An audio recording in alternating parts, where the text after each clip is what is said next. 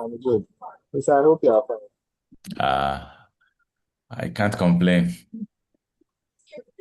We I thank God. can't complain at Unfortunately, I all. wasn't able to meet you last week. Yes, yes, yes, yes, yes, yes. Yeah, but I hope everything is okay. Yes, sir, by God's grace. Yes. Mm. Anas, how was your weekend? Oh, manageable, sir. All right. And how is our good friend? Where is she?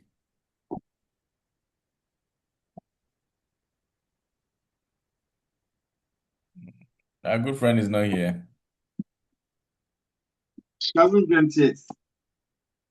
Yeah, Elaine.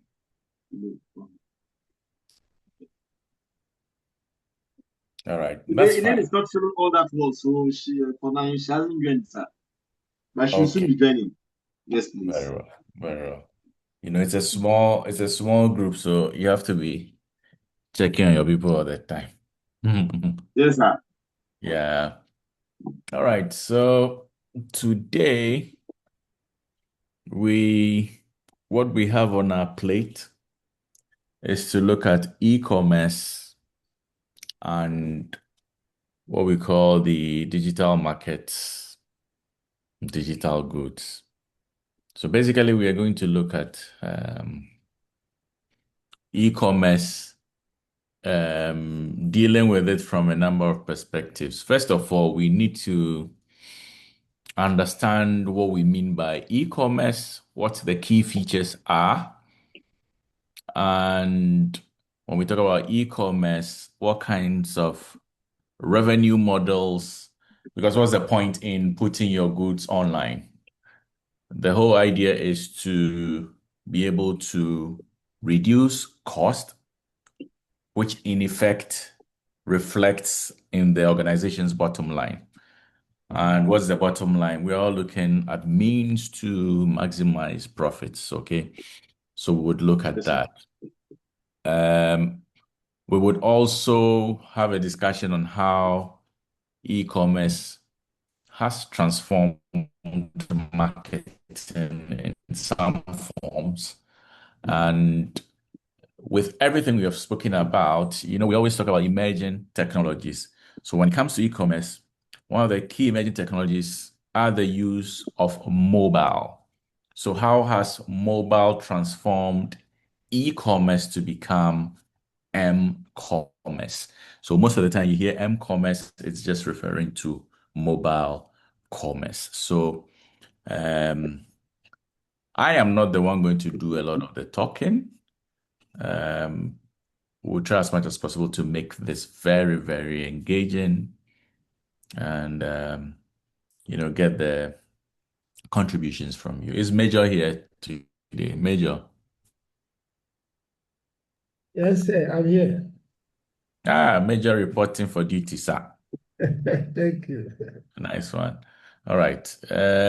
So there's one our customer service mama. Uh Seraphine. Seraphine. She's also not here. All right. Let's do the best we can. All right.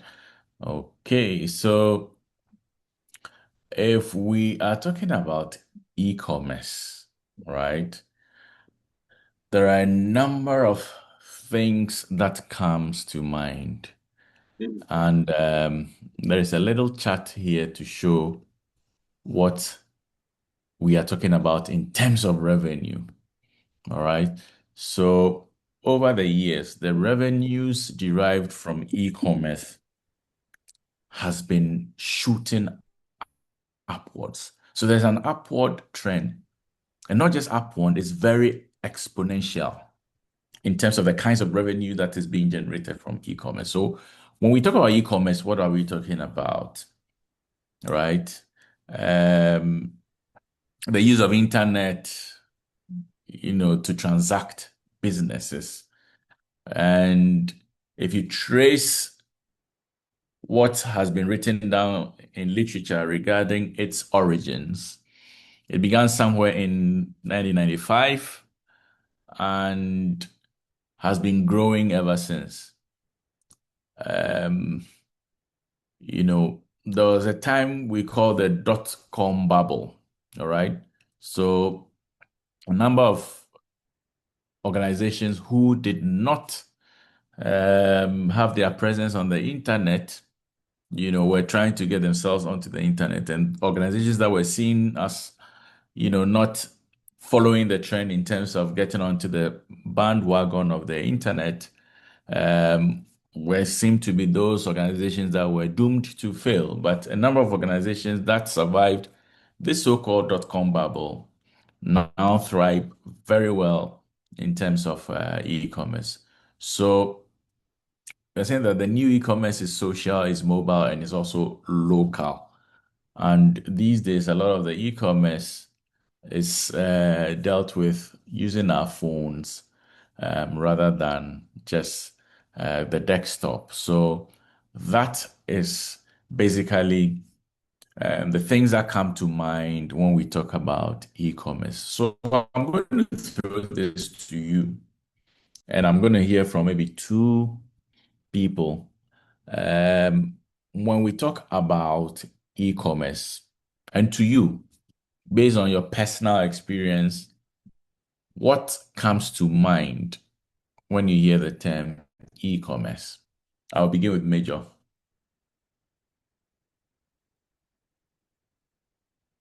Major will set the ball rolling for us. E-commerce.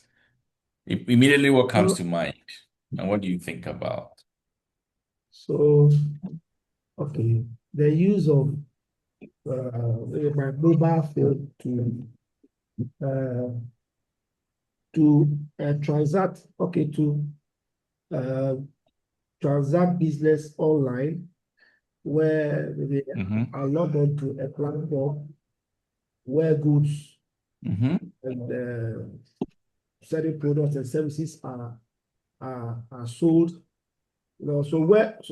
E-commerce is the simply where I sit in the comfort of my home, and then I log on to that platform, and I'm able to buy whatever goods I'm looking for, depending on the specifications and other quality requirements I'm looking for.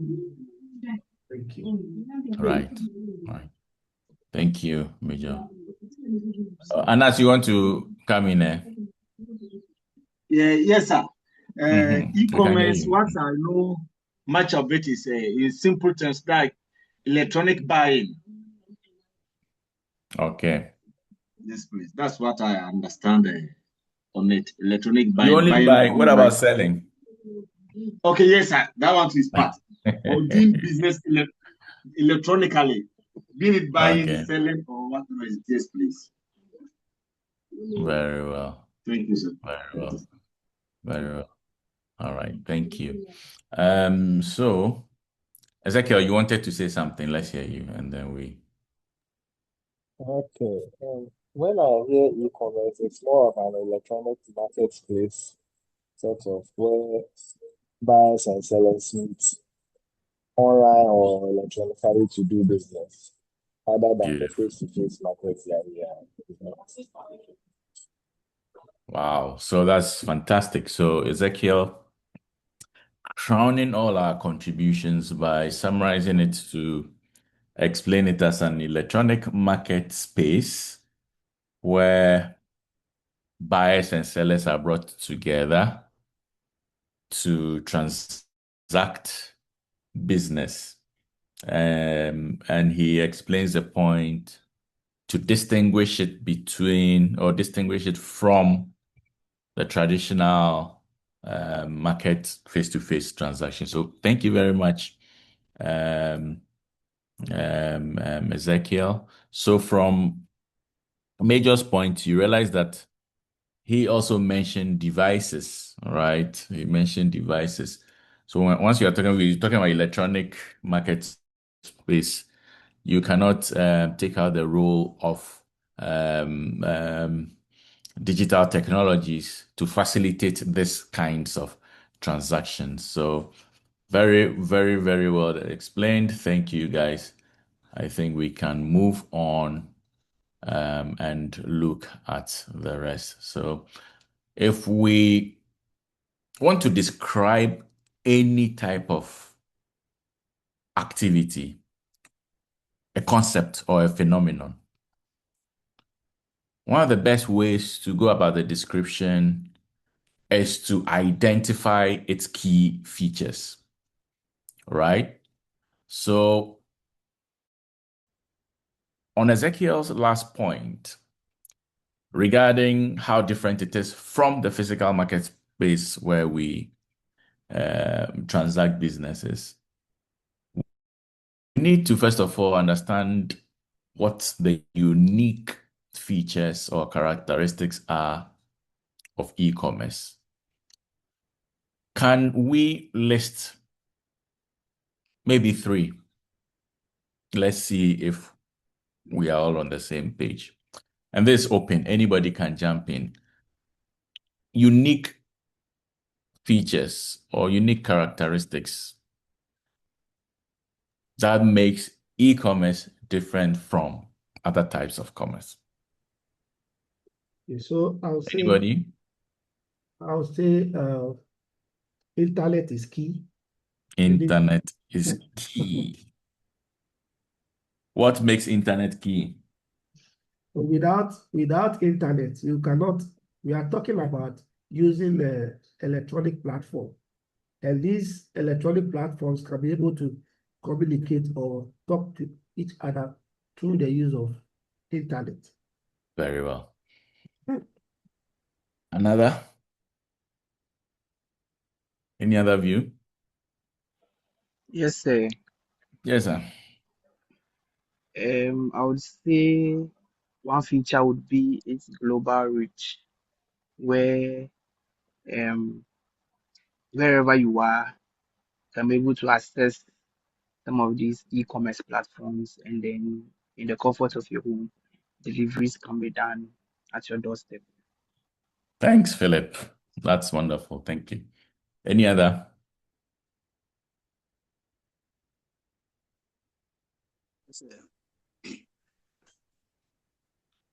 Is Michael around today? Sir, I'm around. There's a light out here, so my internet is on and off, and Right. I didn't get a question. I just joined also. All right. All right. So just Okay, mention okay. somebody to bail you out and you can follow.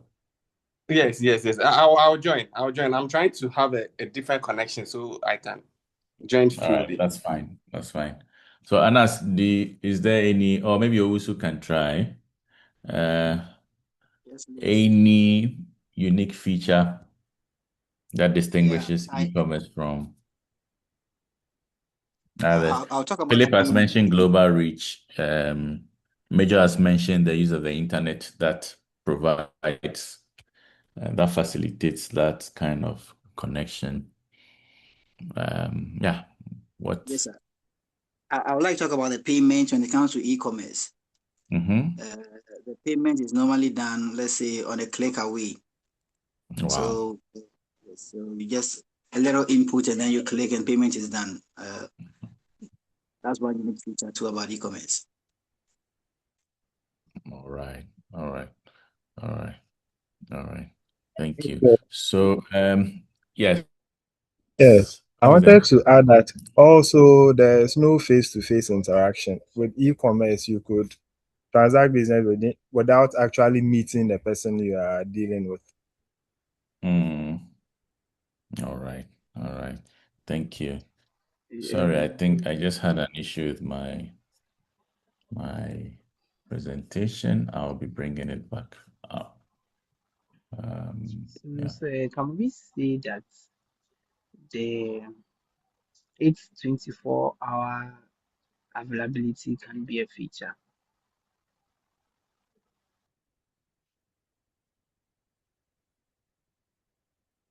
Please, who made that point? Philip said. Oh, Philip. Yes, sir. All I'm right. So, asking if it's being able to be available for all the time make it a feature. Okay, so I am trying to share my screen. Um,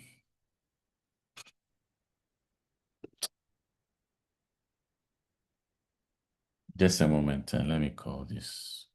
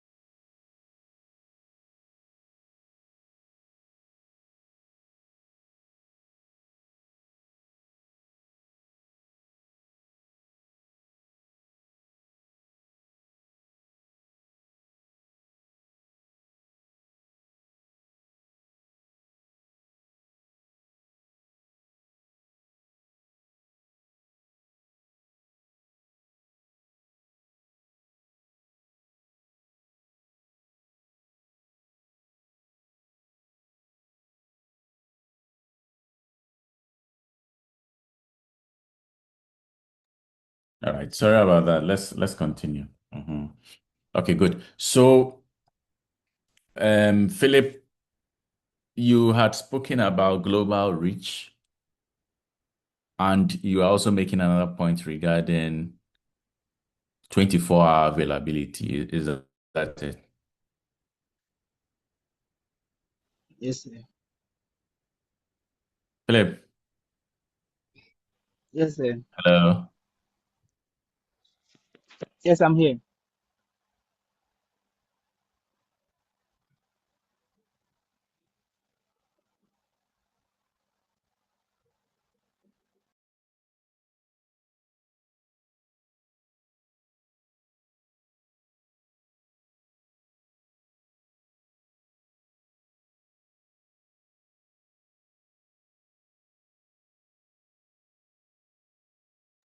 All right, so let's have a look at what it is. Sorry about the. All right, so I'm going to put all these things here. All right. I have just shared with you 8 unique characteristics of what e-commerce or that explains e-commerce. Which of the points here do you disagree with?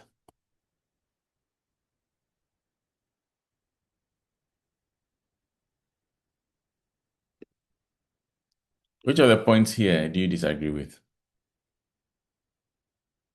So, Philip, you can see global reach, right? Yes, sir. And you can see ubiquity. So, ubiquity would typically stand for its pervasiveness everywhere, available. All right. So, we talk about universal standards, we talk about richness, interactivity, information density, personalization or customization, and social technology. All right. So if we are to take these issues one by one, ubiquity I have just explained to you, and global reach, you are not confined to any particular geographic area. It transcends borders, it transcends continents. You can sit right in the comfort of your home and still buy goods from China. So there's a global reach. You can also sell your goods to China. when we talk about universal standards, it means we are using tools, technologies where we are able to exchange files. So somebody spoke about payment, for example. There's a standard language for money. So whatever it is, some standardization can always be had when we are exchanging money. When we talk about richness, for example, we are looking at the kind of medium we can use to ensure that the information we are getting out there has what we call media richness. So depending on the target you're sending the information to, you're able to come up with the appropriate means to communicate that information. What is interactivity? As you know, these days you cannot sell without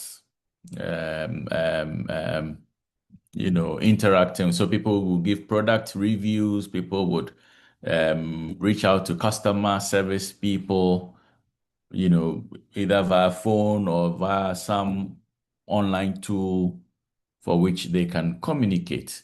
So all these are very, very, very, very, very, very important.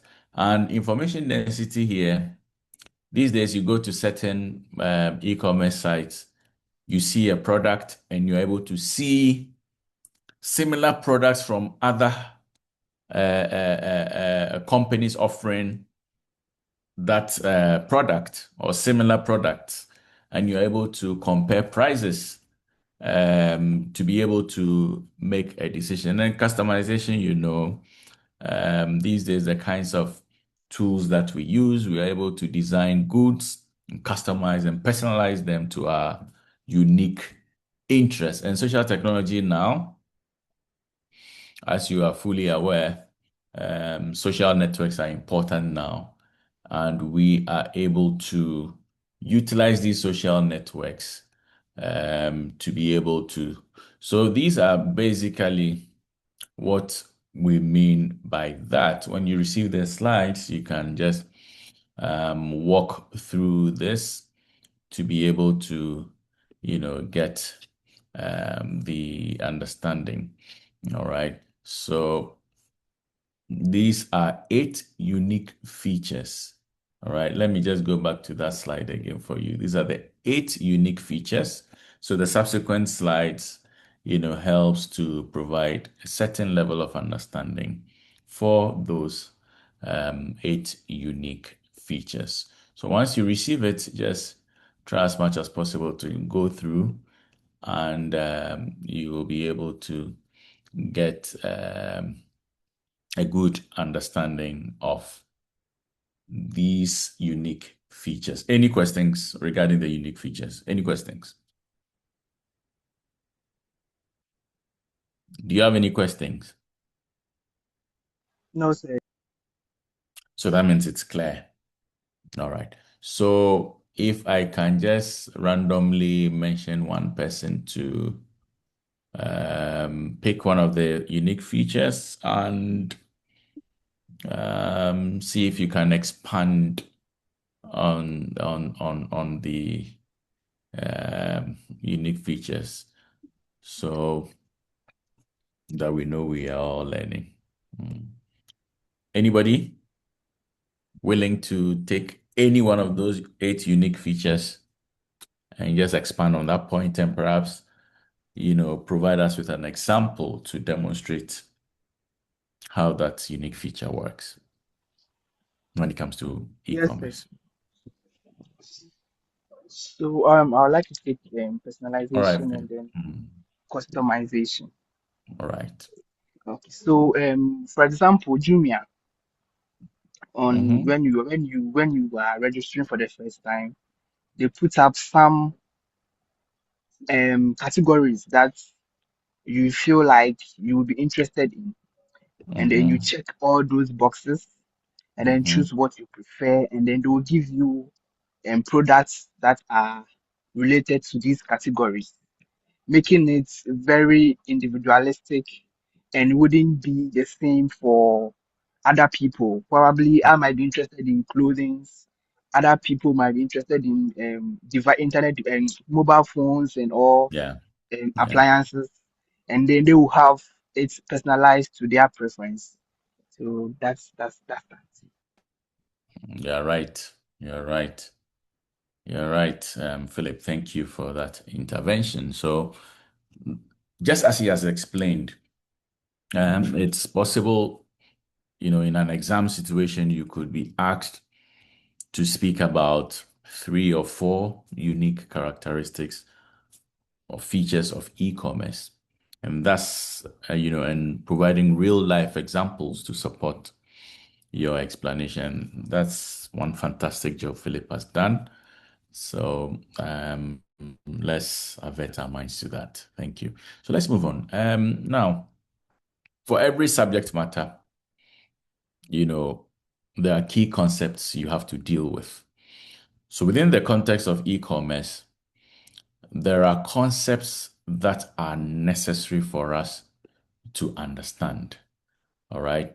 And the nature of e-commerce is also such that, um, the concepts keep evolving, particularly because technology is involved. Technology keeps shaping up things. Previously, maybe 10, 15 years ago, if we were talking about e-commerce, the social technology dimension would not have been part of it because social networks or social media, had not, reached the kind of heights it has attained now.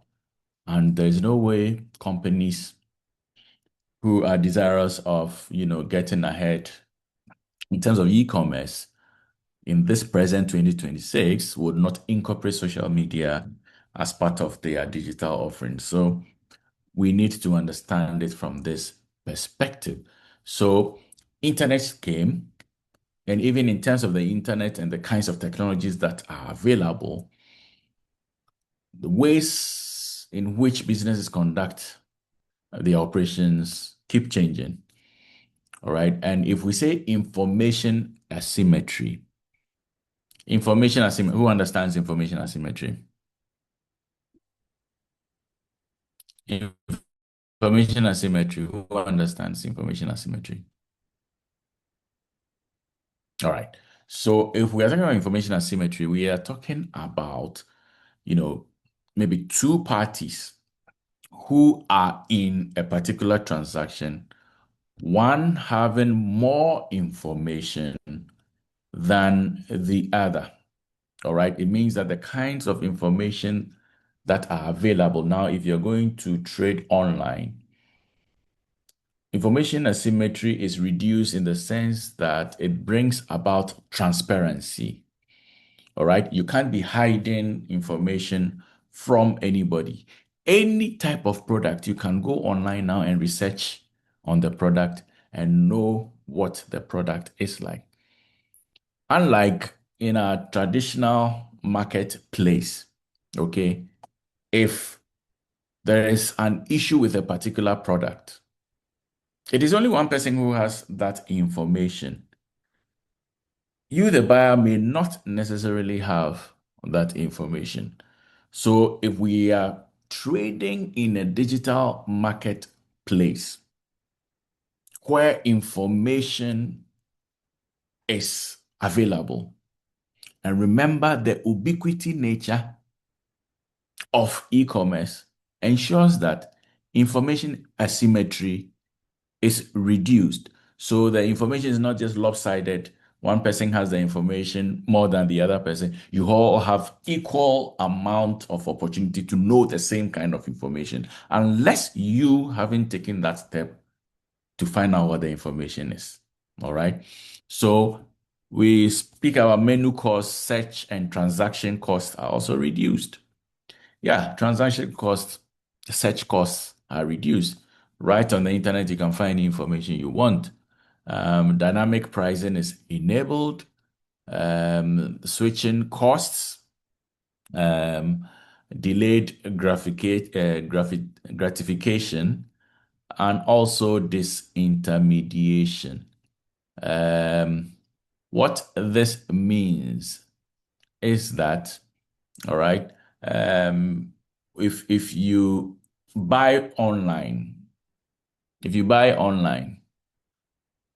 you do not receive that gratification instantly.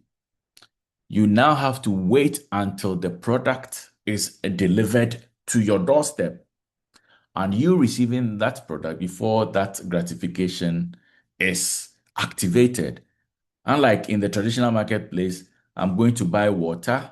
I go, they sell me the water. I receive that water immediately, and I'm able to use the water for whatever I want. So I receive instant gratification. But when it comes to e-commerce, you buy, it needs to go through a certain process until it gets to your doorstep finally.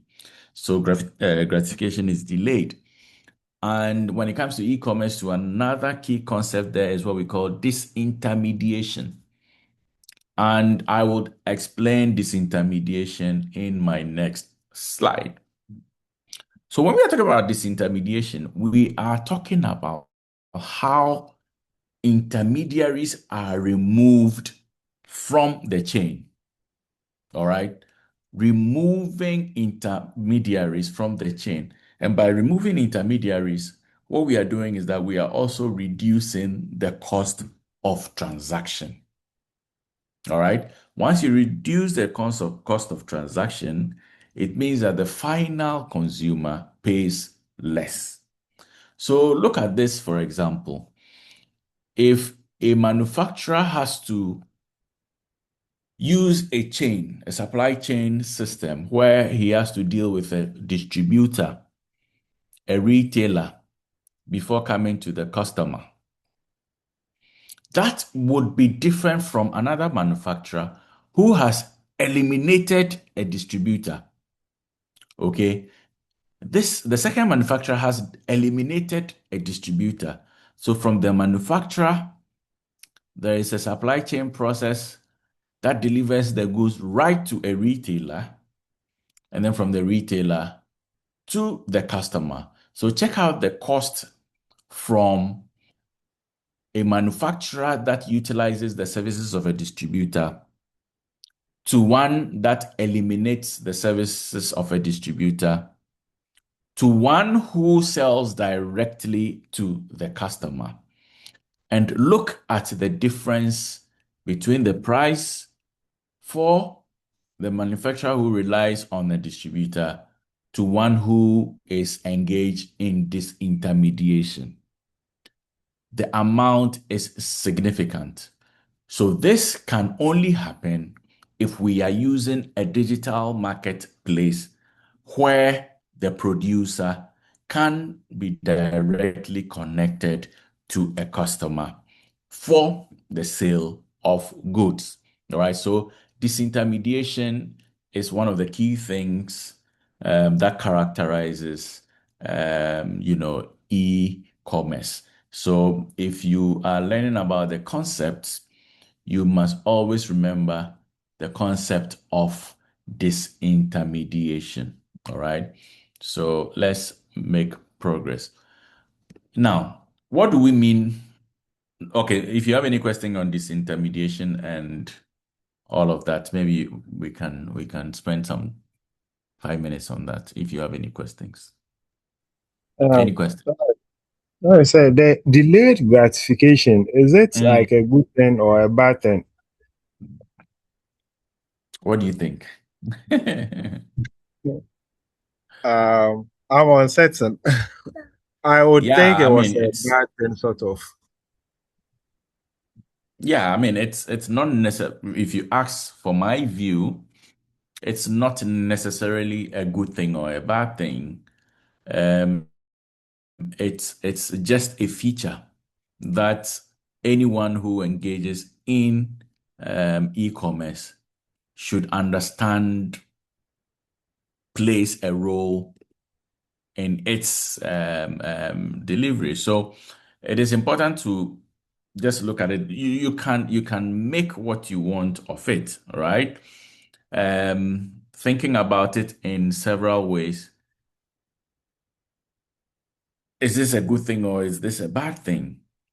All right. So if I am engaged in e-commerce, how do I ensure that that delayed gratification is turned into a good thing, knowing very well that we are making sure all the quality processes that need to be put in place, ensuring that the product gets to the final consumer in the right amount, right quality, and all of that, so that after somebody has engaged in this kind of trading for a very long time, the person knows what to expect.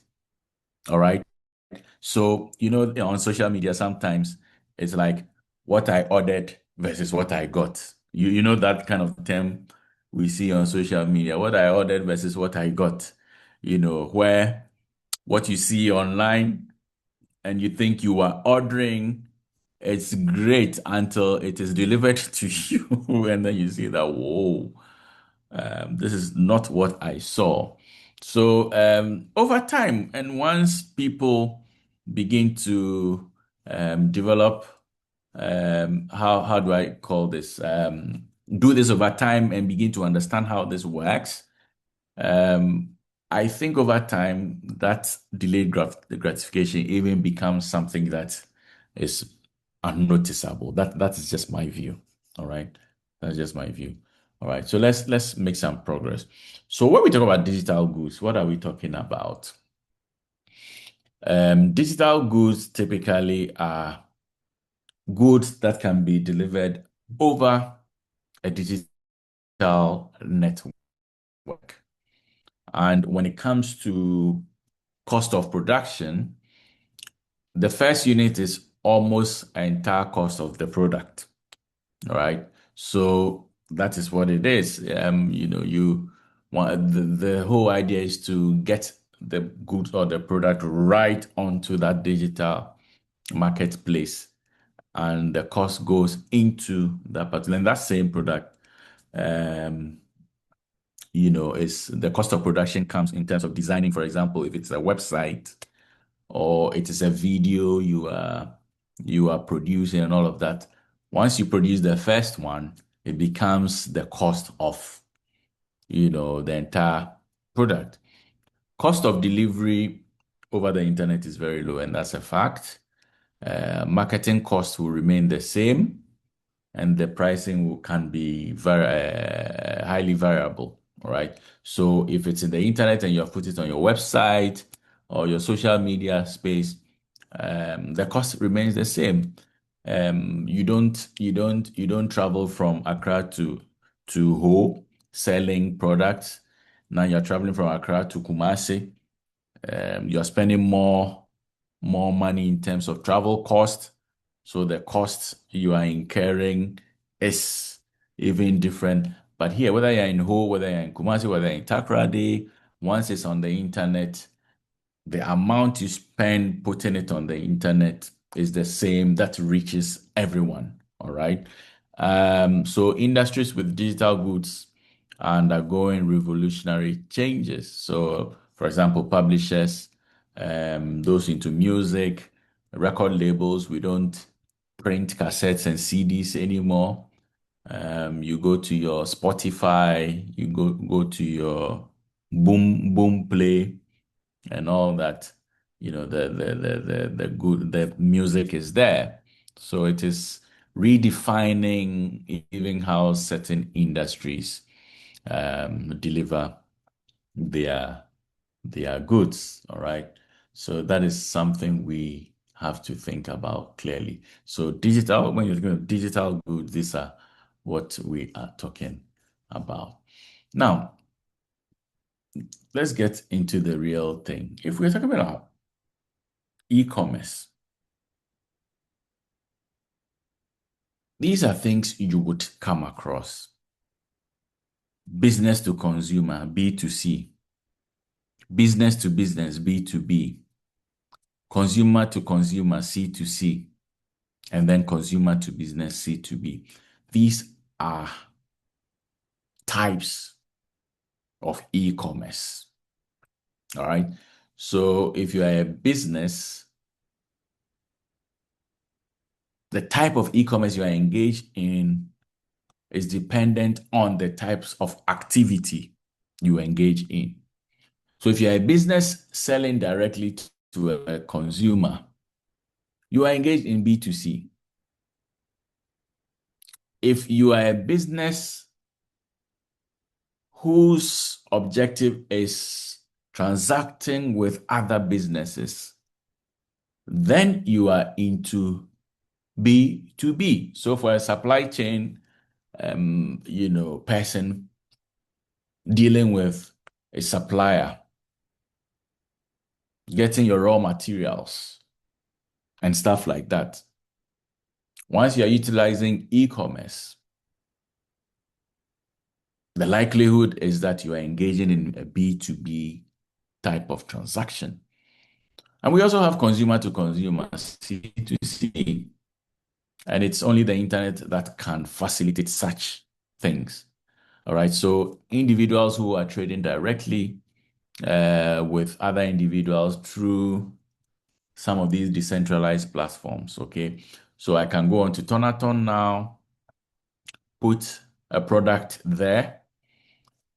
The platform provides that facilitation opportunity.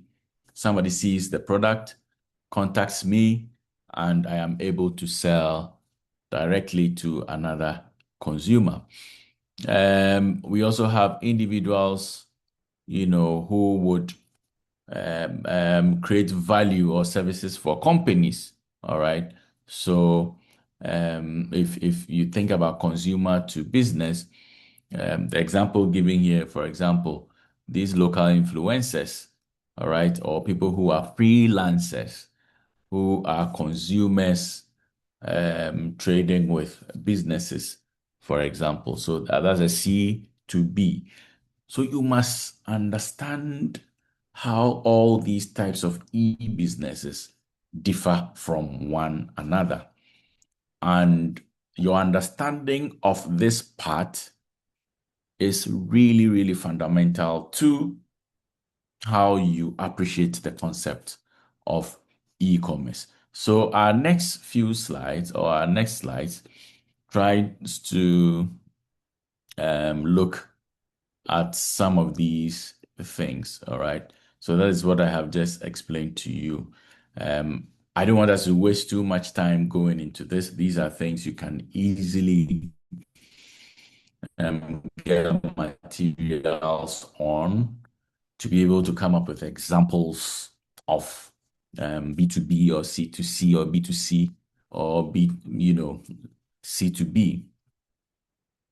It is necessary that we understand all these concepts. Any question? Any question? No, sir. Very well. All right. So let's look at the business models when we talk about e-commerce.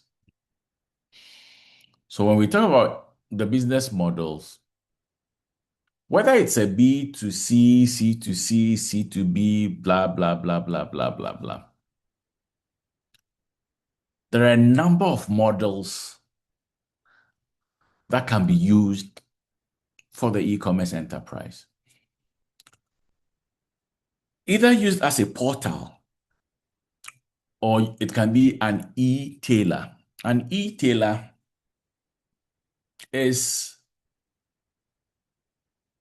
selling physical products directly to consumers or individual businesses, all right, online. So retailer, think about it, retailer, but within the context of e-commerce, we are calling it e-tailer. So you are an e-tailer if you sell products directly to consumers, all right? And you can, within the e-commerce business models, you can also be a content provider. Okay, I spoke about Spotify. I spoke about Boomplay. Think about YouTube. Think about all those learning platforms where they sell materials, resources, or digital services to consumers for other people who buy those services. Another business model for e-commerce is that you can be a transaction broker. All right. So you are processing online sales transaction and you will generate a fee each time a transaction occurs. All right.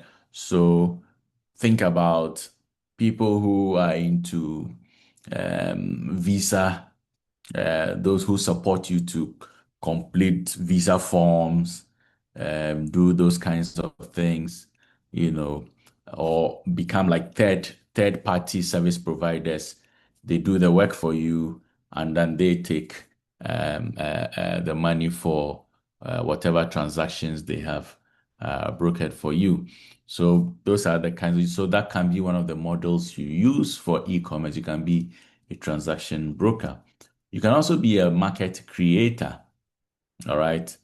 You can be a market creator where you use a digital platform, all right, but you are able to bring market players, i.e., buyers and sellers, together to meet and search for products, and establish prices for those products. So you are creating the market. You are bringing people together to be able to meet and, search for products. You can also, another model here is to be a service provider. All right. So you provide web applications, like photo sharing, video sharing, online data storage and backup and things like that. You are providing that kind of service for the e-commerce businesses. And you can also be a community provider. So the community provider provides an online meeting place where people with similar interests can always communicate and find useful information. So a community provider, think about it right now, building online communities. How are you able to build those online communities to be able to bring people together? So if you look at this type of business models, all right, think about it: portal, a service provider, a market creator, content provider, transaction broker, community provider, e-tailer. Can we hear the views of maybe one or two people regarding, these e-business, or should I say e-commerce business models, and what perspectives they have? And it could be any of these types of models. You pick and choose which of the models you want to share perspective on. And if you have some examples to share with us, we will be happy to hear that. But I think we'll start from Sarafina. Sarafina, welcome. And let's hear from you. Do you have any perspective to share?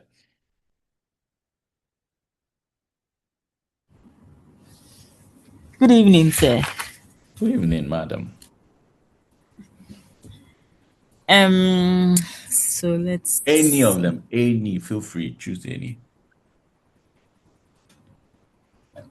A minute, please. All right.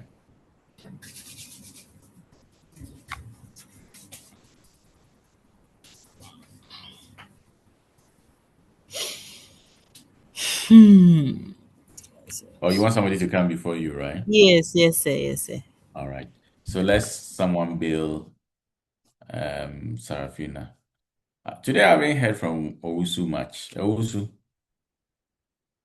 Mr. Owusu. Yes, sir. You did. Maybe we hear from you.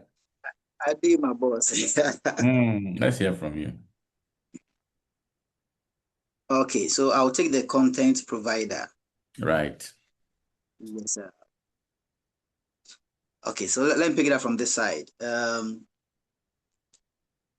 Nowadays on social media, we normally see people selling products through content where they pick up a particular product.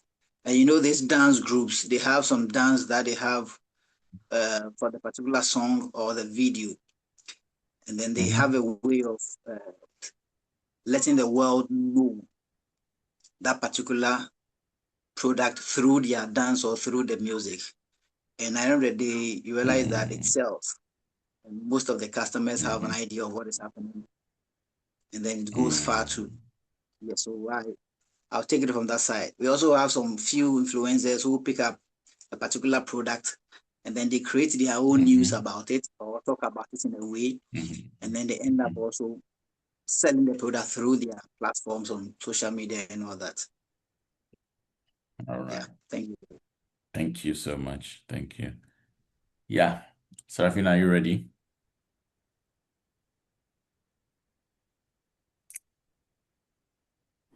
So, I think I would go with a market creator.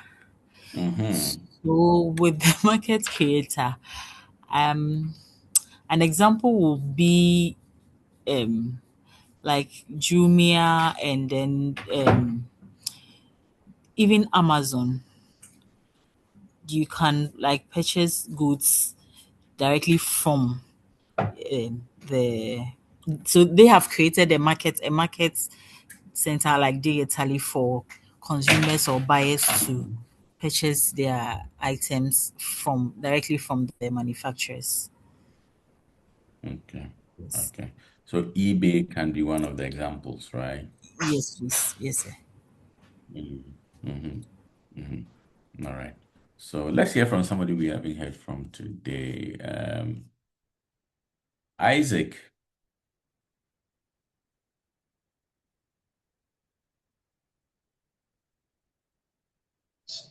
Yes, sir. Can you hear me? loud and clear, sir. Yes, sir. So what do Please, you think? I'll pick a community provider. All right. All right. For example, we have people in the community, especially uh, this community center people. They do come and market their product to the larger communities. Community centers, the communications channels, and they have this kind of communication channels that people come, they help them market their product. Yeah. All right. So think about it this way, Ike. Yeah. So let's say you have a what kind of let's say you have a Tesla car, Yeah. right? You have a Tesla car, and it is not so common, all right? So there is an online platform that has been created, Tesla Lovers. Tesla Lovers. And there's this platform that you can join. So it is people who have shared interests. They all love Teslas. And that platform has been created for them. So it's a community. So maybe somebody says, all right, I woke up in the morning and I saw a red whatever on the dashboard. What does it signify? So because it's an online platform or a community of people with shared interests, it means that those people have an idea of what could be happening on a Tesla, right? And then they can just go write something over there for you to have an idea about why you saw that red thing on your Tesla. It is the same. Even if you think about uh, uh, people who, Quora.com. Who knows Quora? Yeah, I do. Quora.com. Philip, you know Quora, right? Yeah, I've seen it online before. Right. Quora. There are many other platforms like that. So there are shared interests. Maybe people who have relocated abroad. All right. Maybe Africans in the diaspora, an online community, things to watch out for, things to look out for. And there are people who provide information. Maybe, yeah. Right now, the Bundeskanzlerei has provided some information on something, and people can have access to the information and can also apply or whatever it is in terms of the information that has been shared within that community. So people who have shared interest, all right, Volvo lovers, all right, people who may have, it could be anything. So people who are trying to fight alcohol abuse, there could be a platform in terms of how people are dealing with managing alcohol abuse and all that. All right. So if you're thinking about community provider, think about it from that perspective. Especially, I hope I'm clear. That does it even yeah, make clear. sense at all? Yeah, it makes sense. Yeah, clear. All right. Right, sir. Yeah, All right. All right. Thanks so much. yeah. All right. Thank you We too. haven't heard from Major in a while. Major, are you still in the room?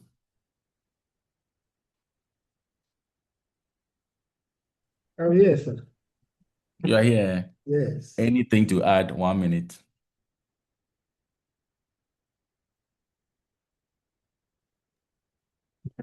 Major, do you have anything to add? Okay, so I'll take the e-tailer. All right. E-tailer where platform where I can log on to display. For instance, I have some cars that I want to sell. So I Yeah. just log on to let's say Donato, display Mm-hmm.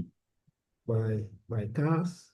Yeah. And any consumer who sees it, I mean, looking at the specs, the capacity, and the specs of the Mm. car, just contact me and then Yeah. we just negotiate. And if everything is okay, I just sell directly to Yeah. the buyer. Yeah. So the point here is that once you're an e-tailer, you are selling physical products. You're selling physical products as an e-tailer. Yeah, Mr. Ozu. Yes, sir. I was thinking about something. I want to ask this question if it really fits. Some Ask it years to all of ago, us. Yeah. yeah, some years ago, I used to shop on this Kiku online shop. Yeah. Yes, and then they bring the product straight to wherever I am. So I'd like to Mm. know, will Kiku fall under e-tailer or it will be a portal? I want to know where it really fits. Because All since right. they present the No. product to you directly, I don't know if they will fall under e-tailer. Yeah, I mean it could be any of that. Just I don't know how the Kiku works. I don't know how it works. All right, because sometimes we can be looking at two platforms thinking they are the same, but they are not necessarily the same. All right. So the Kiku, can you as an individual go and advertise your product there? Is that possible? Not at all. Not at all. They do the selling directly. So it is their business, isn't it? Yes. And do they bring on board other businesses They do who the selling. So who other products, yes, categories of products, whatever product you want, you just search, you click, you Mhm. just pay and everything. Right. But not So other businesses. exactly. So like Amazon, right? Like Amazon and eBay, the products are there, and you can see the companies that have put up those products on the platform. So like what Seraphine says, so that's a market creator. People have come to be able to put those products on that marketplace for Amazon or eBay. But KQ, is it that the products are for them and they have put it on a website and are selling? Is that what it is? Okay, I can't really tell if it's there for them, but what they do Exactly. is it's just like a shopping platform, and then they Mm, do the selling. Yes. mm, mm, So mm. you log So, in and do your payment and everything, and it will be delivered to you straightly. So mm. it's not a platform where others come on board. They rather do the selling. So wherever they get the goods, I believe it's their own goods, and then they do the selling directly. Mm. Right. So that is the difficulty if you don't understand the kind of model they are using. Right? That is the difficulty. So if they are getting the goods from other places and putting it online for people to buy, it takes one particular form. All right.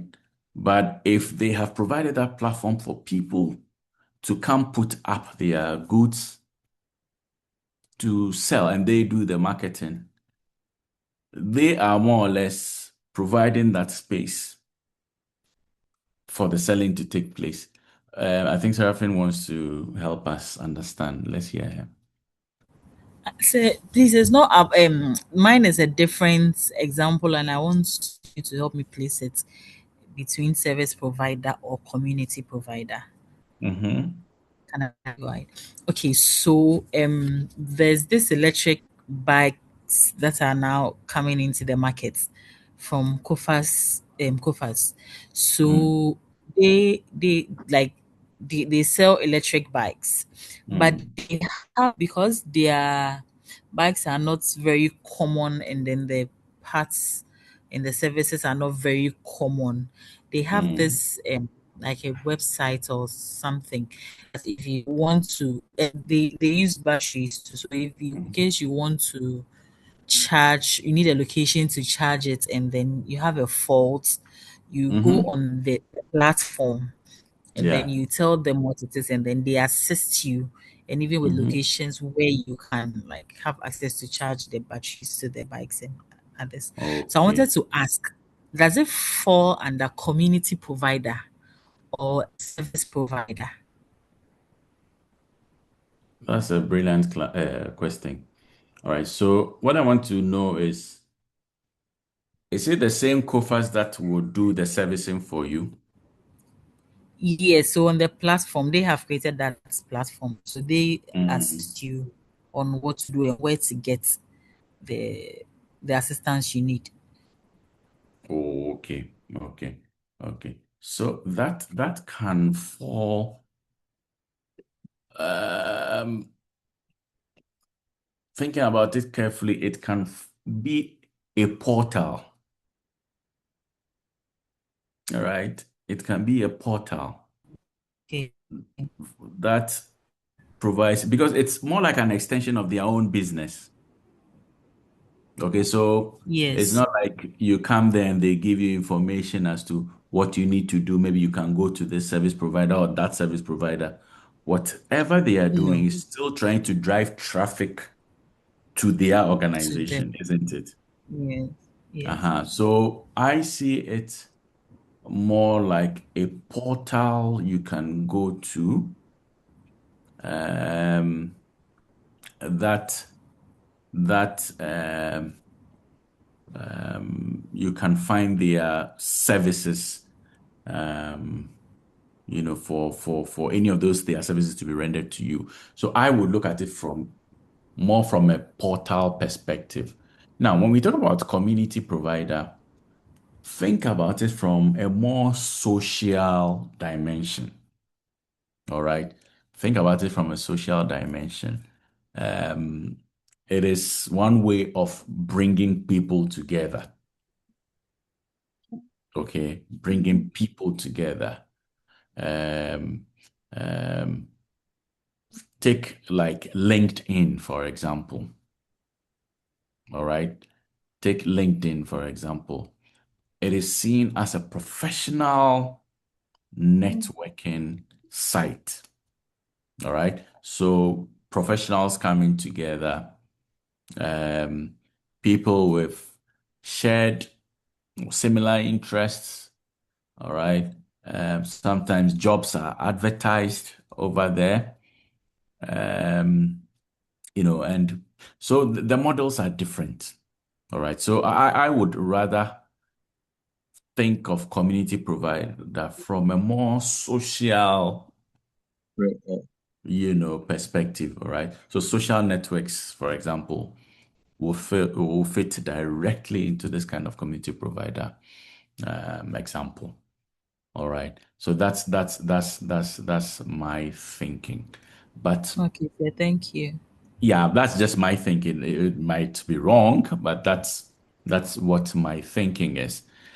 And the reason why it is necessary to even go beyond the business model to understand the revenue model is putting the two together will help you to understand what they do. All right. So let's quickly jump into revenue model. Now, when we talk about revenue models, we are talking about how that e-commerce platform generates income. All right. How they generate income. So they could generate income through advertising, through sales, all right, directly selling goods and services. They could also generate sales through subscription, all right. They could generate sales through, free or premium services, all right. So let's say, for example, Google, Gmail, or let's say Google in general. You can create a Google account. You can have storage of up to about 15 gigabytes, all for free. But anything beyond that, you would pay for that service. Same applies to Apple and those other services, all right? And an e-commerce platform can also generate revenue through transaction fees, all right? And you can also generate revenue through what we call the affiliate fee. Affiliate fees are more like what you earn through referrals, all right, or commissions and things like that. Those are affiliates. So I have a nice chart here to show how all these revenue models are explained. All right. All these revenue models are explained. And that's it. Advertising through sales, through subscriptions, through free or freemium services, whichever way you want to call it. Transaction fees, taking a percentage or, some money to facilitate.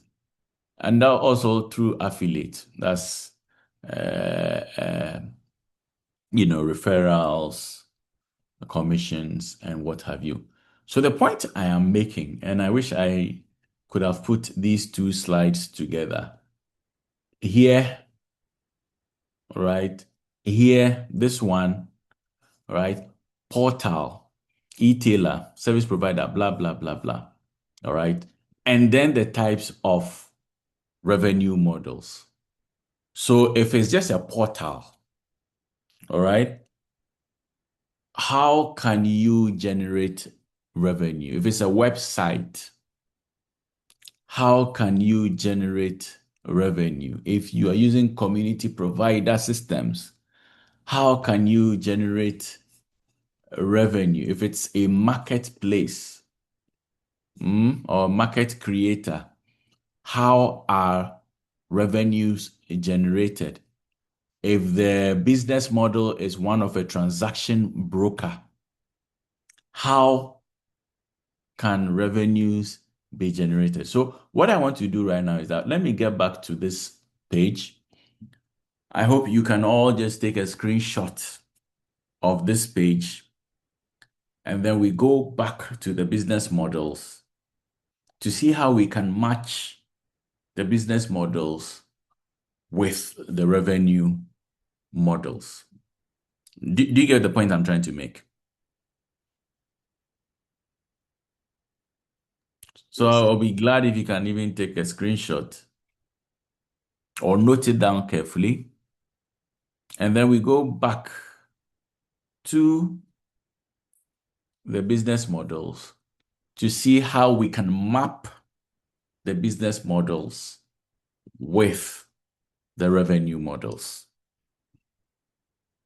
Major, do you get the point I'm trying to make? Yes, sir. All right.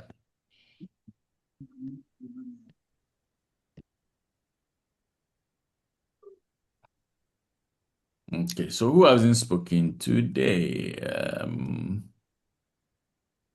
Let's see. All right, so yeah, Miel, I've not heard from you today.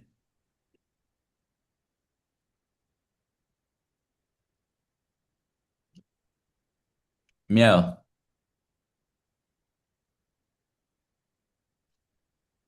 And where is Vivian?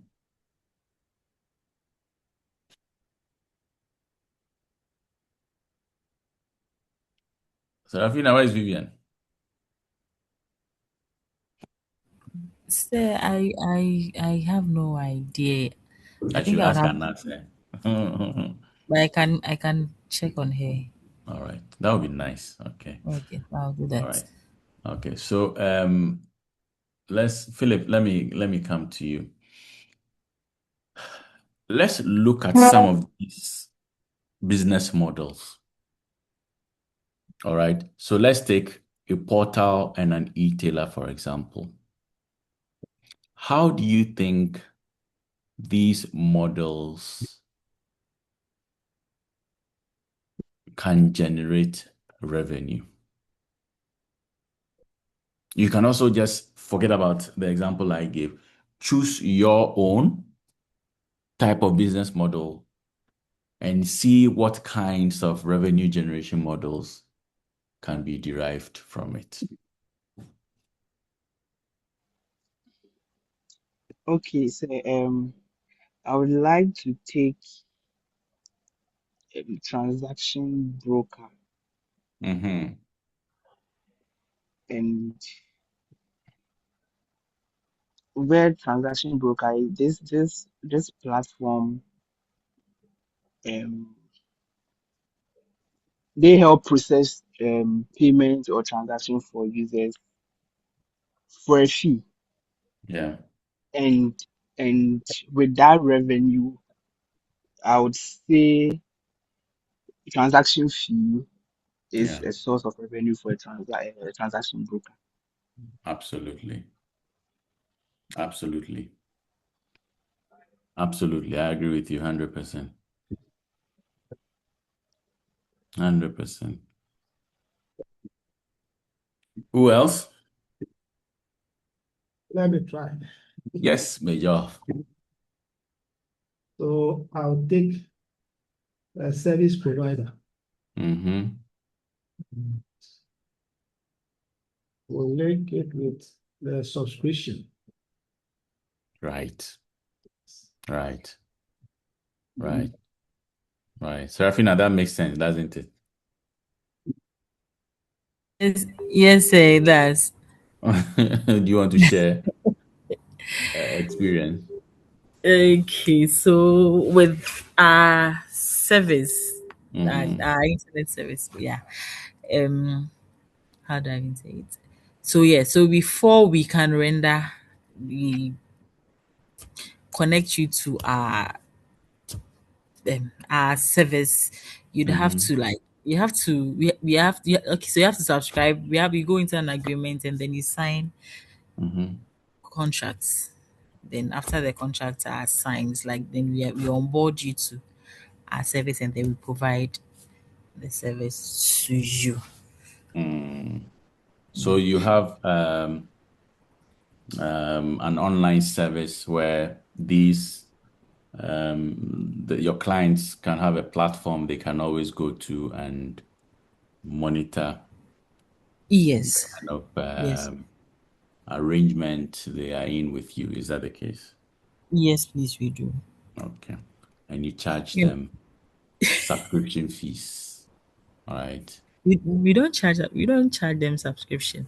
Once we are on the network, any portal or anything we put you on, we don't charge for it. So how do you make your money? Through sales? And then the monthly recurrent cost or the Exactly. portal, yeah. Yes. So once it's recurrent, it's one of those subscription fees. You're subscribing to a service. All right. And subscription fees are always recurring. So it's monthly, yearly, maybe 6 months. Quarterly. It could be anything. All right. It could be quarterly, exactly. All right. So advertising will come in, where businesses, would like to place ads. And they will place ads on your portal or your site or whatever it is if they know that you are able to generate a lot of traffic to that place.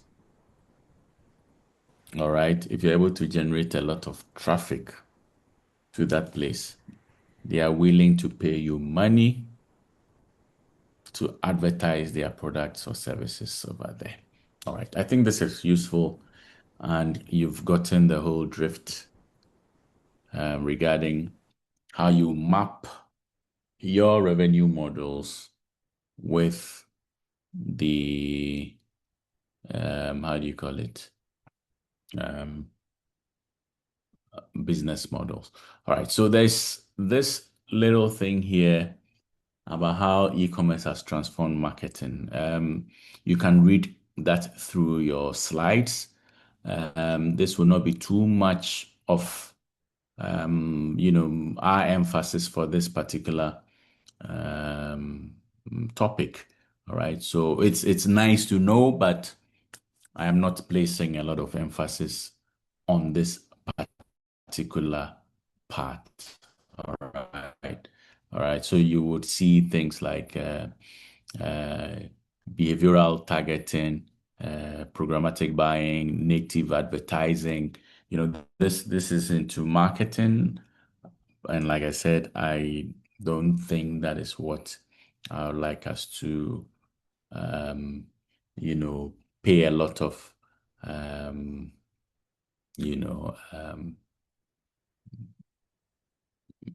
attention to.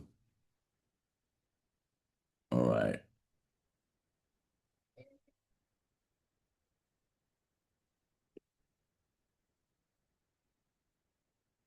So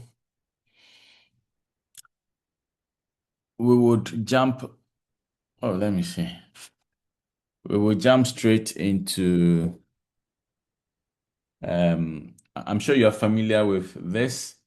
I think Philip made the point. Sometimes you go to websites and they are able to track things you visit on the website. All right. And once you click, you get here, you see this product, you see this product. I think even last week we spoke about it. The next moment they are, showing you things you may be interested in. All right. And that's how we use analytics, all right, and business intelligence to be able to identify the kinds of customers you have and push to them products and services you think they might be interested in. All right. So let's look at social uh, e-commerce. Okay, let's look at e-commerce. Social e-commerce. What is this about? At the beginning of the class, I told you how e-commerce has become, or social media has become, one of the critical tools integrated in the e-commerce enterprise. All right. So because social media is fast growing, it has a way of influencing how products or services are seen. Social e-commerce is based on something we call the digital social graph. and I'll be explaining the concept of the social graph, digital social graph to you shortly. So the digital social graph here, in explaining to you, there are things you would see, features such as you see your news feed, there are timelines on your social media, there are other social sign-on. There's something we call collaborative shopping, network notification, and then social search. So these are kind of recommendations that come to you. So quickly, let's look at what we mean by social network marketing. You're right. So you are finding ways to leverage individuals' influence over others. Okay, and you are targeting a social network of people who are sharing similar interests and maybe seeking the same things. All right. So you know how you use the like button and also what we call the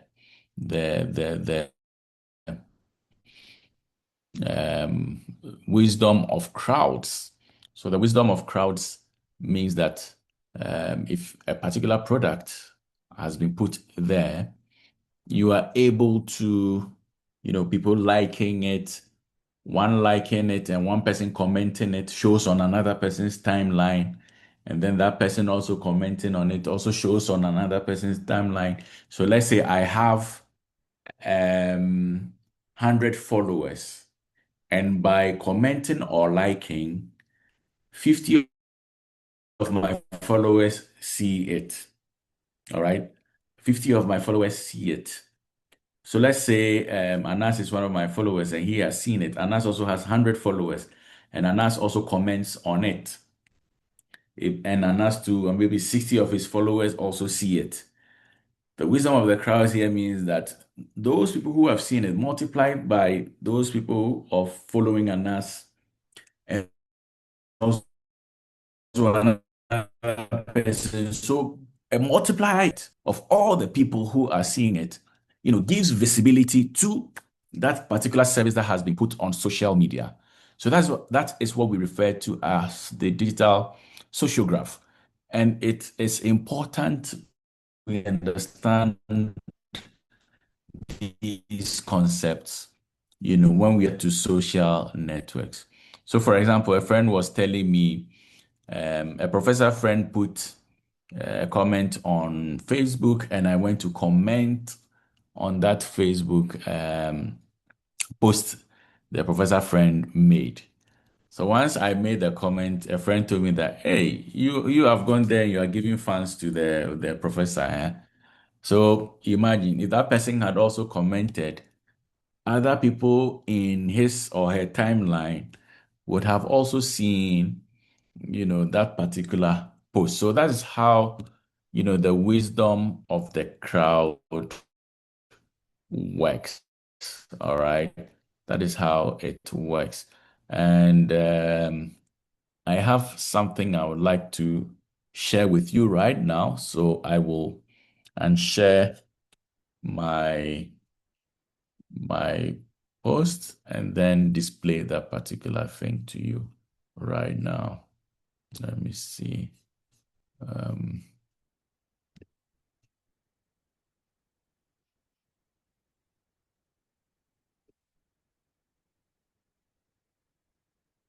All right.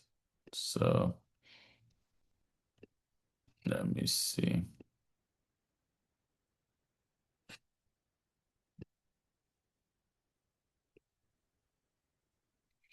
Okay. Let me increase it so you can see it better.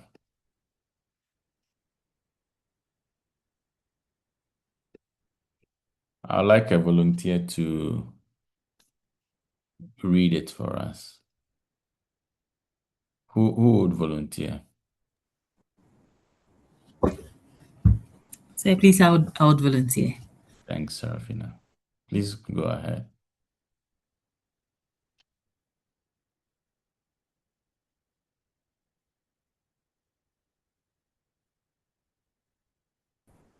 Yeah, you can go ahead, please.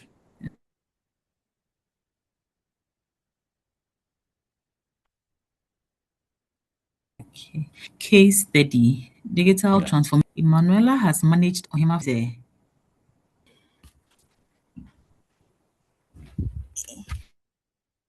Is it just me or others are also experiencing the breaks? Guys, you hear me? Same Yeah, here. you were breaking. Yeah. Please, is So it you can better start now? again. Sorry. Yeah.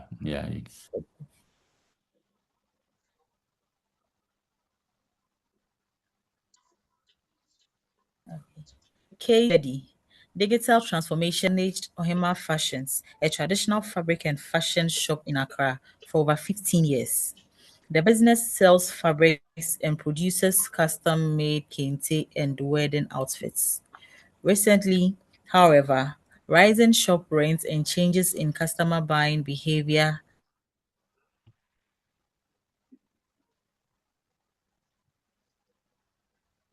have led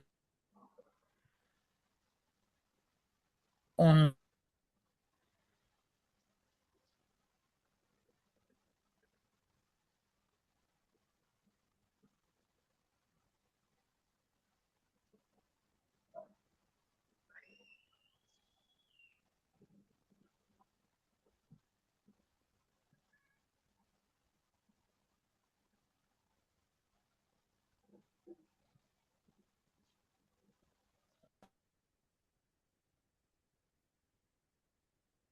Oh,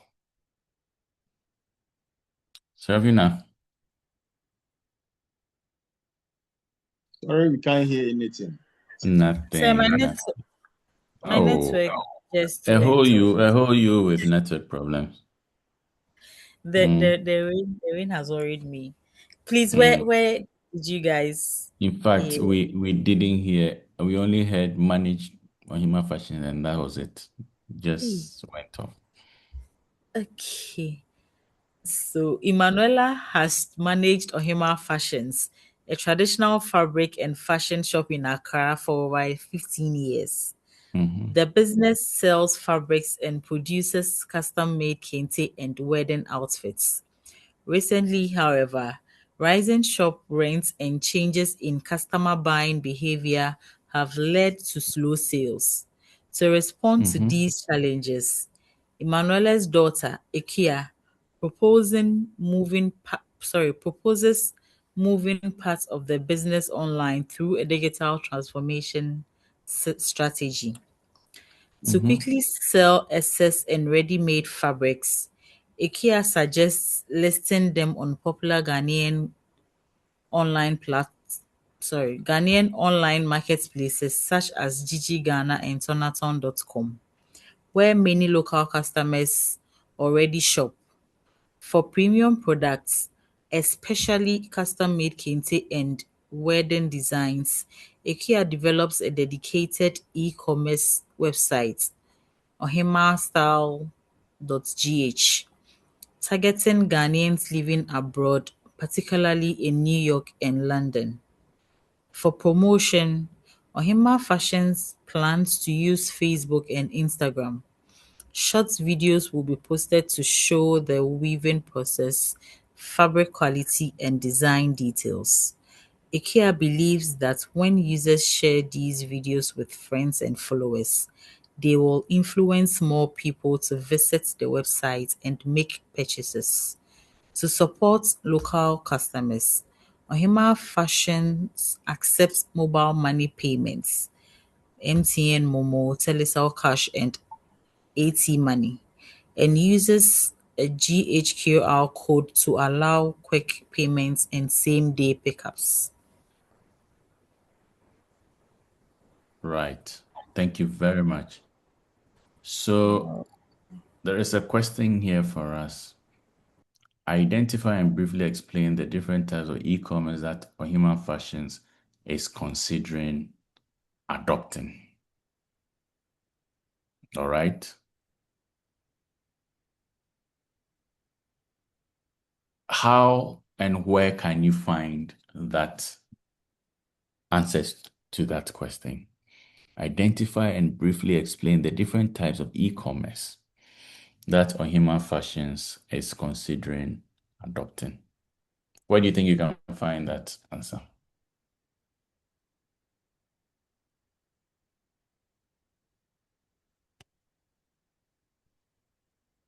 Hello. Yes, sir. I think we can find that in the second paragraph All right. where it says to quickly Yeah, sell Jonathan. essence and ready-made fabrics. Apostle Equia suggests listing them on plug and online marketplace such as GG and Tonatom.com. All right. So have you been able to identify it?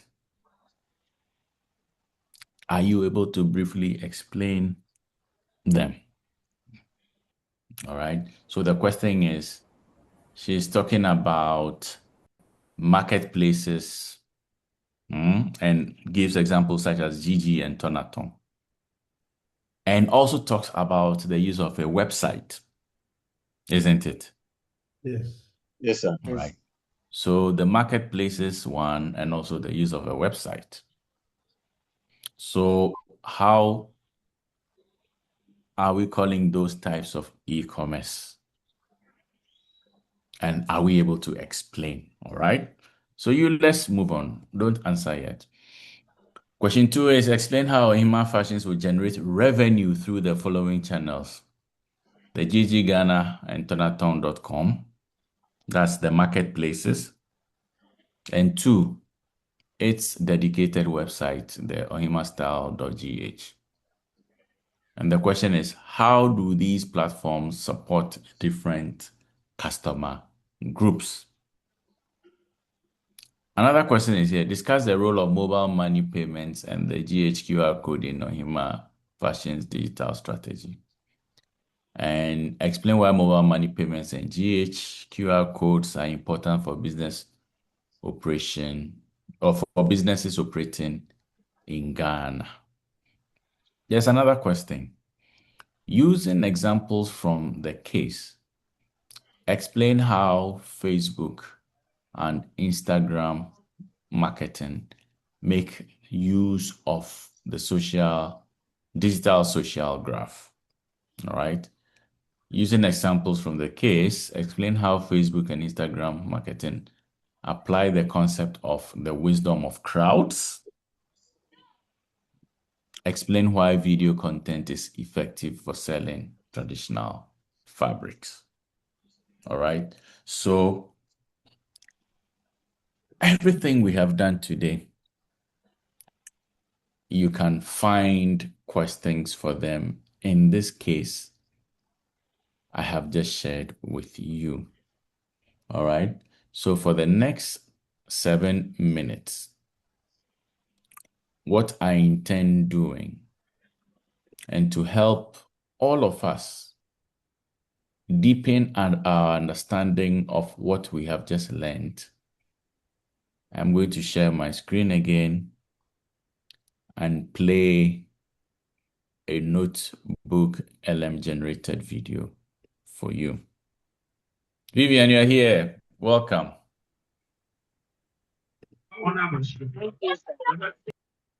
All right. So I'm going to play a video for the next 7 minutes for you to help all of us deepen our understanding of what I have just the questions or the case study, and how you can just go about it. All right. So let me just do this quickly. Hmm.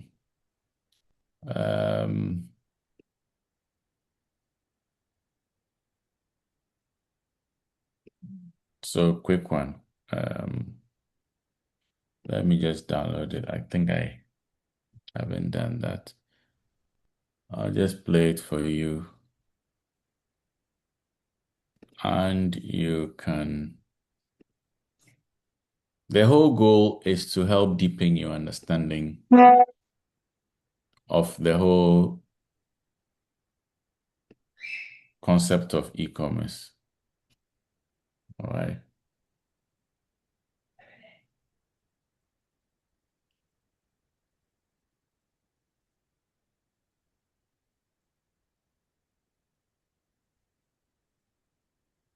But in the meantime, any questions?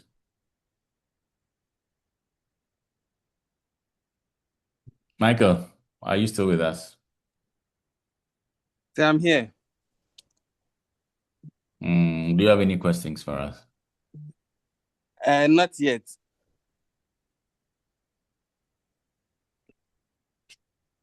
Or do you want to share any perspective? I'm waiting for the But do you have any your. perspectives you want to share? I'm waiting for your the play. I thought the case study was clear, so I wanted to have a view of what is going to transpire. So I'm waiting for it to. Very well. to No worries, no worries. I didn't download the video, so I'm now downloading it, and then I think I have it ready now.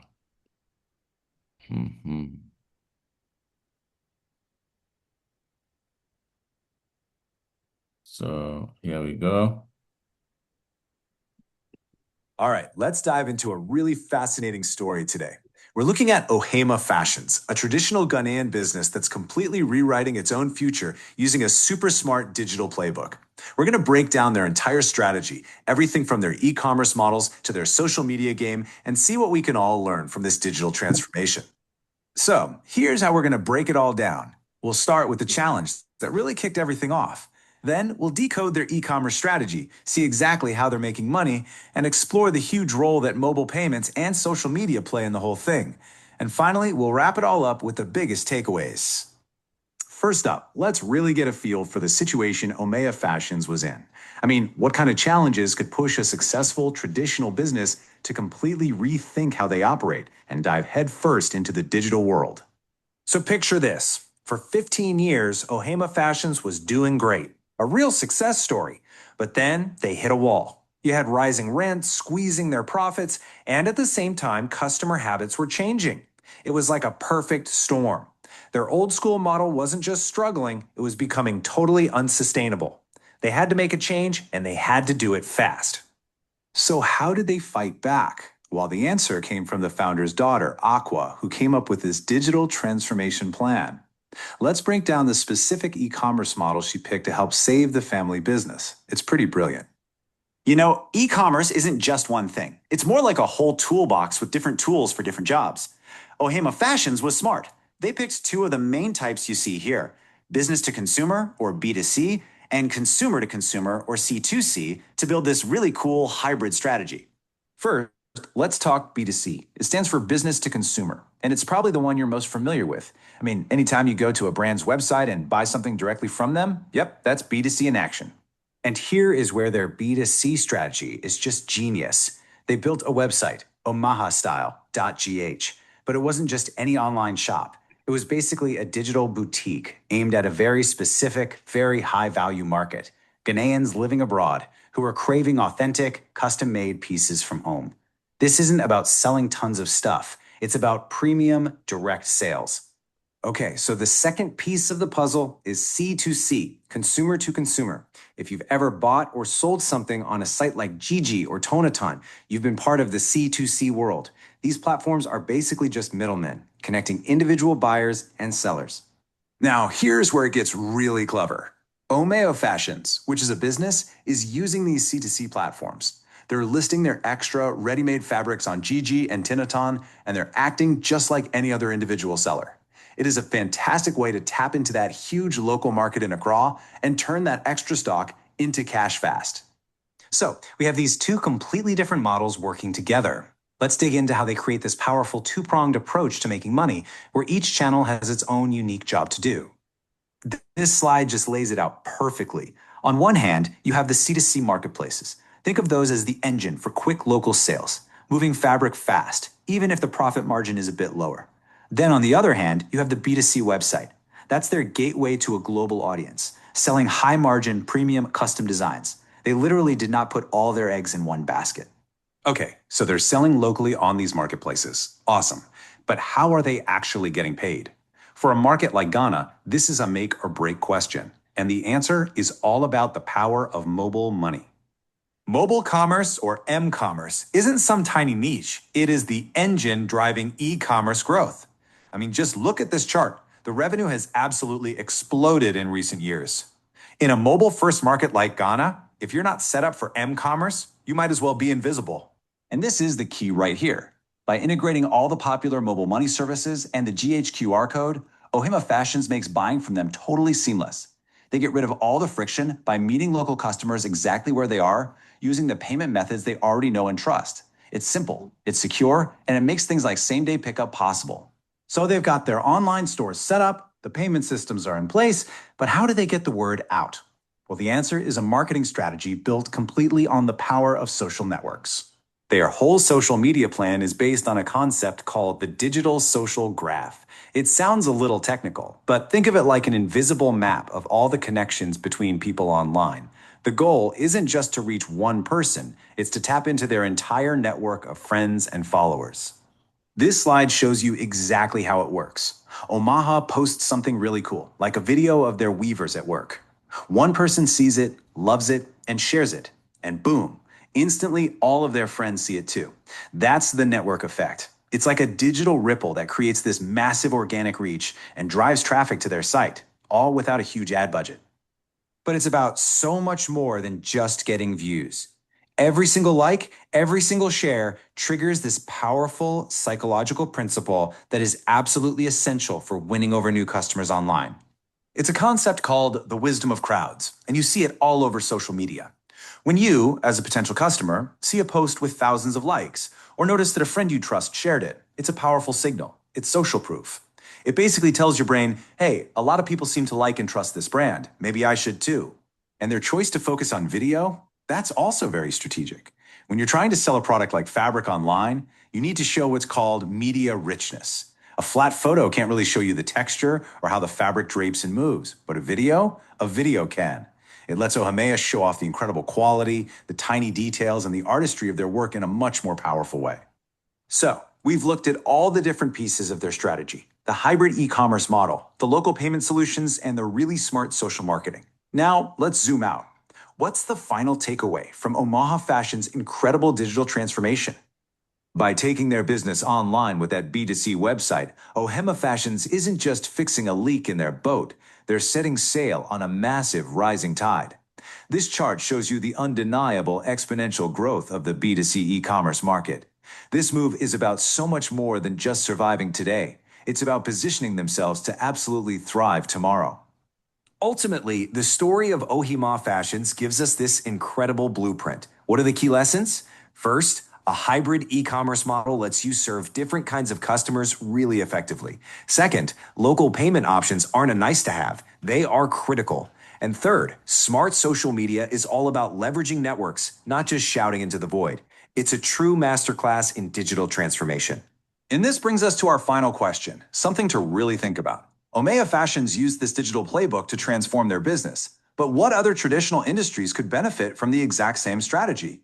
Think about local crafts, agriculture, even tourism. The principles here are universal, and the potential for growth is just immense. All right. Michael, what do you think?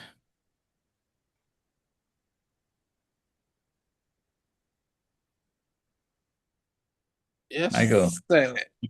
what do you think?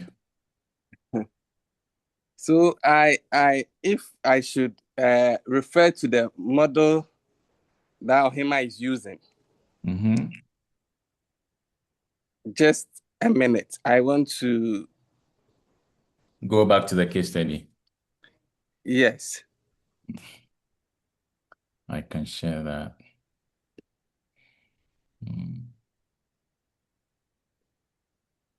Wow.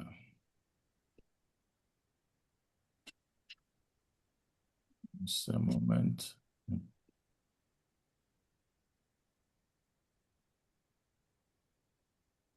So what I was seeing there was this model, a form of a platform where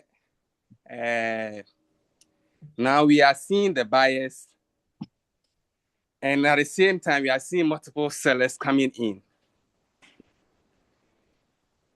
So from the last two, about let me say the 5th minute to the 7th minute, around that check.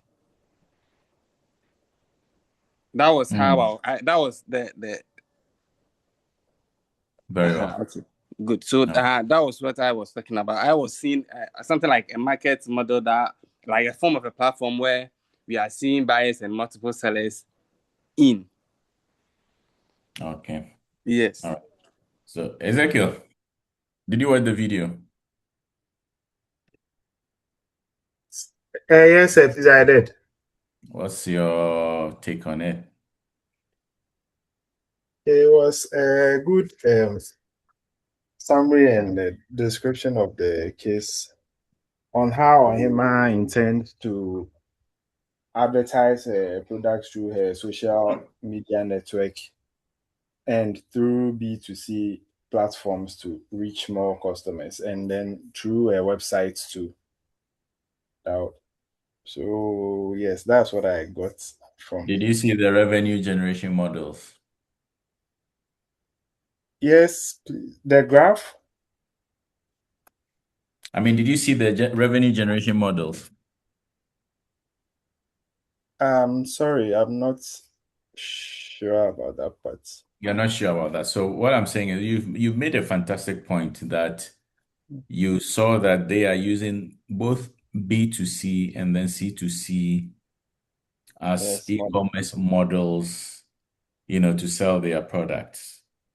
And I'm saying that in our earlier discussion, we spoke about business models on the one hand and also revenue generation models on the other hand.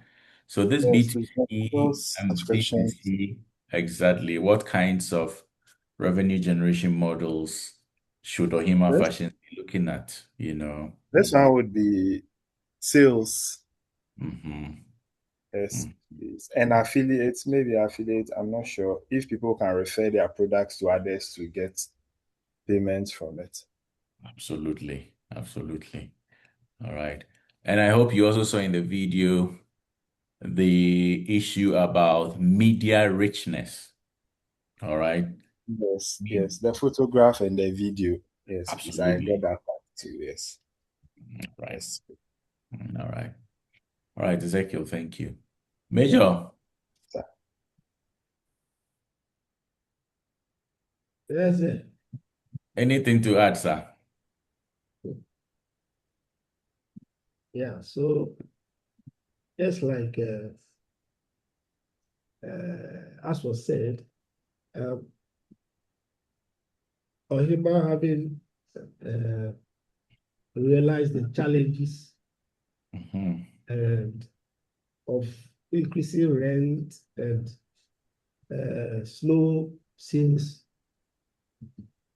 being observed, decided, was proposed by Iku and the daughter, decided to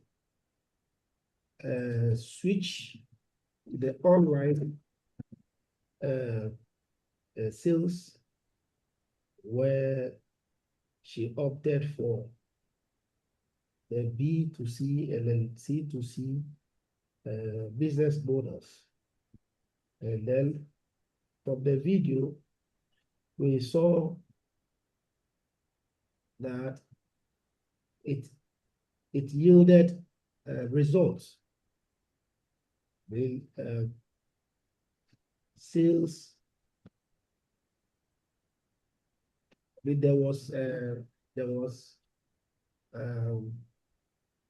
how do I put it? There was, because of the use of the social media, we saw Mm-hmm. a lot of people having um, uh, seen their products through people, let's say they having a friend on social media advertise my product, and then my friend also shares, and then that kind of exponential Yeah. increase Yeah. we saw in the picture. And at the end of the day, that helped a lot in boosting up sales, returns, and other issues. Fantastic. Fantastic, Major. That's a very good point there. So, Major brings an important dimension as to utilizing the internet to reduce operational costs. Yes. Utilizing the internet to reduce operational costs. And from the beginning, we have spoken about how we are looking at operational excellence, all right, and reducing costs. And if you remember one of the first classes, we spoke about how the internet flattens the organization and also reduces transactional costs. All right. So that's a fantastic point there, Major. So this is Vivian. Do you have anything to add?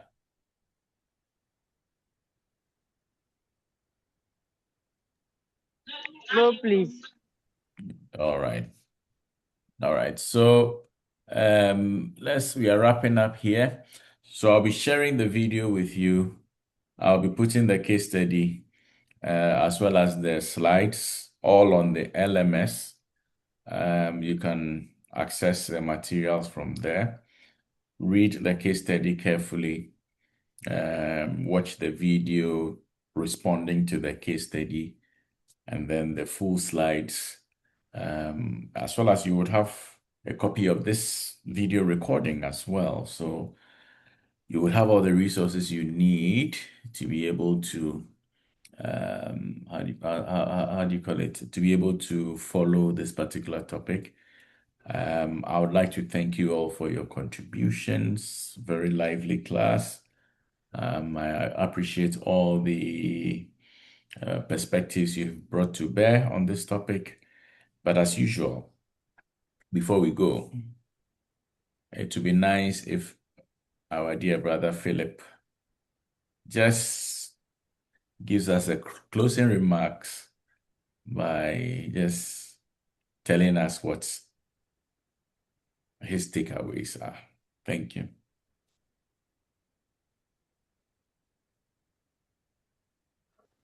Okay, sir.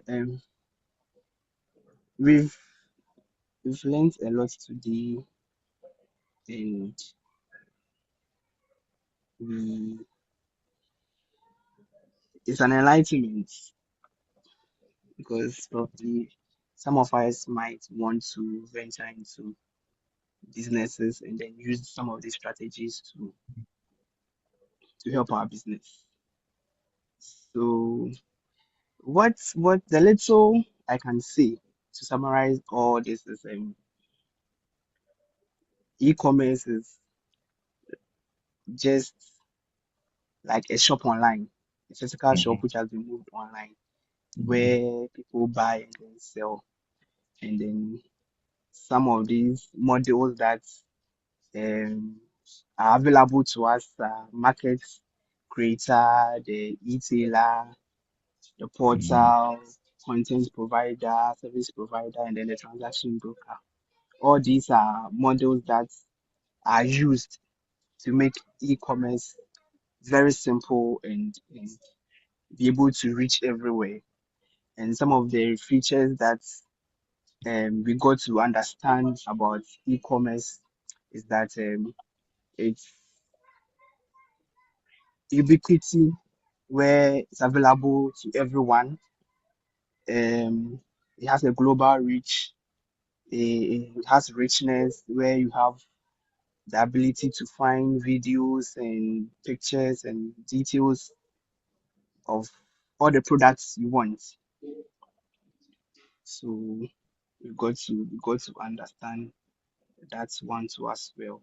And then we ended the whole lesson with a case study where we got to know a shop owner who was struggling to make sales, decided to her daughter decided to move their business onto e-commerce, a platform where people can reach out and then get products even outside Ghana.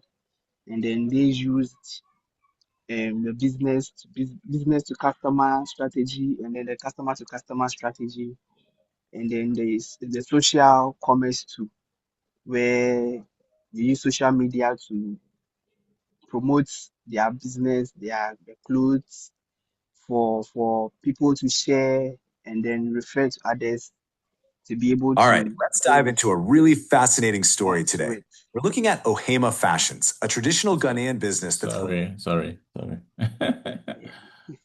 Sorry. So yeah. Thank you so much. Thank you so much. All right. So I wish you all a wonderful week, and we meet next week. Thank you so much, sir. Thank you, We really sir. appreciate it. Yeah. Bye. Bye, sir.